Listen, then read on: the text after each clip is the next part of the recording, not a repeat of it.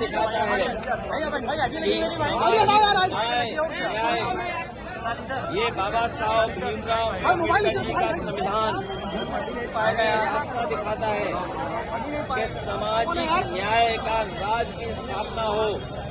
आज के दिन जब बाबा साहब भीमराव अम्बेडकर जी को हम याद कर रहे हैं तो ये संकल्प लेते हैं कि सामाजिक न्याय राज की स्थापना के लिए हम लोग काम करेंगे। आज भी हम लोग देखते हैं प्रभुत्ववादी लोग जो समाज में ताकतवर लोग हैं वो समय समय पर अन्याय कर रहे हैं। यही बाबा साहब भीमराव अम्बेडकर जी का दिया हुआ संविधान हमारी ढाल बनता है। यही बाबा साहब भीमराव अम्बेडकर जी का संविधान दिया हुआ हमारे लिए संजीवनी है।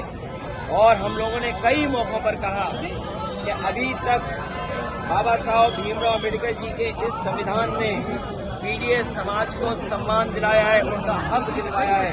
आने वाले समय में हम पीडीएस परिवार के लोग मिलकर के बाबा साहब भीमराव अम्बेडकर जी का संविधान को बचाने का काम करेंगे। ये वही संविधान है जो हमें शिक्षा में, ये वही संविधान है बाबा साहब का जो हमें नौकरी में आरक्षण दिलाता है।